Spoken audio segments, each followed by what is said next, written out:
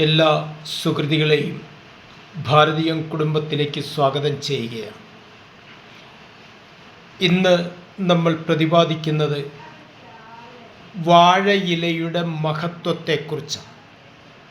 നമ്മൾ ക്ഷേത്രത്തിലാവട്ടെ പൂജാതി കർമ്മങ്ങൾക്കാവട്ടെ നമ്മൾ ഒരുക്കു വയ്ക്കുമ്പോൾ ഒക്കെ ഉപയോഗിക്കുന്നത് വാഴയിലയാണ്. എന്തുകൊണ്ട് മറ്റിലകളൊന്നും നമ്മൾ എടുക്കുന്നില്ല? എന്താണ് വാഴയിലയുടെ പ്രത്യേകത? എല്ലാവരും ഇത് ശ്രദ്ധിക്കേണ്ടതാണ്.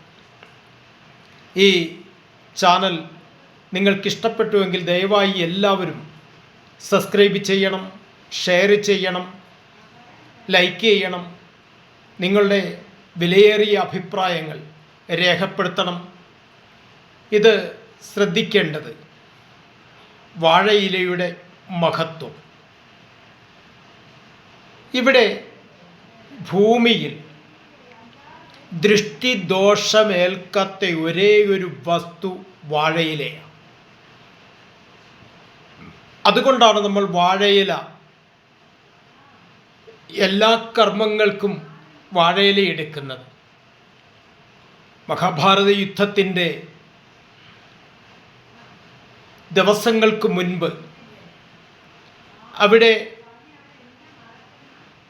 ദുര്യോധനാദികളിൽ മൂത്ത സഹോദരനായ ദുര്യോധനൻ തൻ്റെ അമ്മയായ ഗാന്ധാരി ദേവിയെ സമീപിച്ചു. അപ്പോൾ യുദ്ധത്തിൽ വിജയിക്കുവാൻ വേണ്ട അനുഗ്രഹം തരണം എന്ന് ആവശ്യപ്പെടുകയാണ് ഗാന്ധാരി മാതാവിനോട്. അപ്പോൾ ഗാന്ധാരി പറഞ്ഞത് യഥോ ധർമ്മസ്തോ ജയ എന്നാണ്. എവിടെയാണോ ധർമ്മമുള്ളത് അവിടെ ജയിക്കട്ടെ എന്നാണ് പറഞ്ഞത്.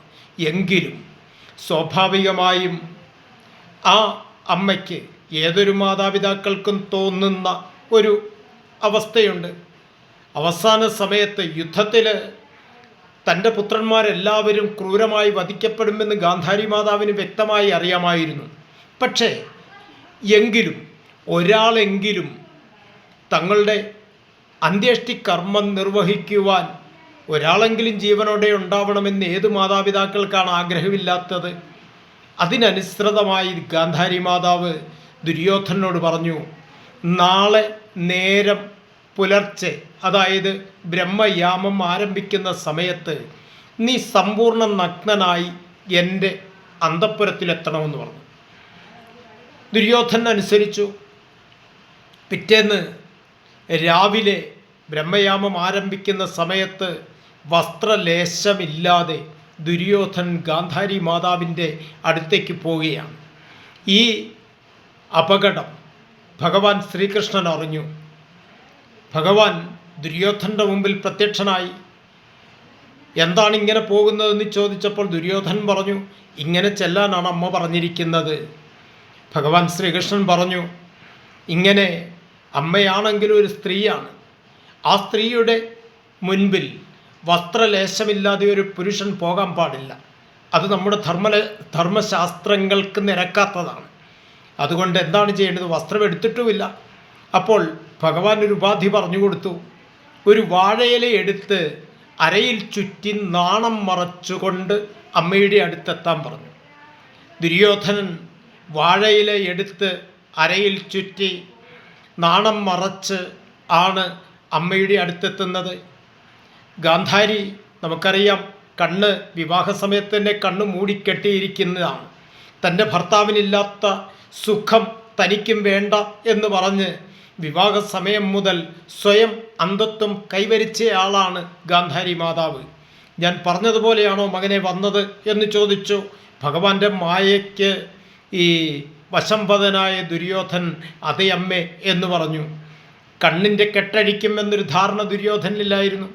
പക്ഷേ ഗാന്ധാരി മാതാവ് ചെയ്തത് തൻ്റെ മൂടിക്കെട്ടിയ ആ കണ്ണ്, അതിൻ്റെ ആ കെട്ട് അഴിച്ച് ദുര്യോധനെ ആപാദചൂടമൊന്ന് നോക്കി. ഗാന്ധാരിയുടെ ദൃഷ്ടിയേറ്റ അത്രയും ദുര്യോധൻ്റെ ശരീരഭാഗം വജ്രതുല്യമായി. പക്ഷേ അവിടെയാണ് ശ്രദ്ധിക്കേണ്ടതും. വാഴയില ചുറ്റിയ ഭാഗത്ത് ഗാന്ധാരിയുടെ ദൃഷ്ടി ഏറ്റില്ല. അവിടെ ഭീമനുമായുള്ള ഗദായുദ്ധത്തിൽ ദുര്യോധനൻ ഭീമനേൽപ്പിച്ച ഗദാപ്രഹരങ്ങളൊന്നും ദുര്യോധനേറ്റില്ല. അവസാനം വശം കെട്ട ഭീമൻ ഭഗവാനെ നോക്കുമ്പോൾ ഭഗവാൻ തുടയ്ക്ക് താളം പിടിച്ച് കാട്ടിക്കൊടുത്തു. ഇവിടെ വാഴയില ചുറ്റിയ ഗാന്ധാരിയുടെ ദൃഷ്ടി ഏൽക്കാത്ത ആ തുടയ്ക്കടിച്ച് ദുര്യോധനെ ഊരുഭംഗം ചെയ്ത് കൊല്ലാനാണ് പറഞ്ഞത്. അങ്ങനെ ഊരുഭംഗം ചെയ്ത് കൊല്ലുകയാണ് ഈ ദുര്യോധനെ. ഇവിടെ ശ്രദ്ധിക്കേണ്ടത് വാഴയിലയുടെ പ്രത്യേകതയാണത്. ദൃഷ്ടി ദോഷം ഏൽക്കാത്ത ഒരേ ഒരു വസ്തുവാണ് വാഴയില. അതുകൊണ്ടാണ് നമ്മൾ ഏത് കർമ്മങ്ങൾക്കും വാഴയില എടുക്കുന്നത്.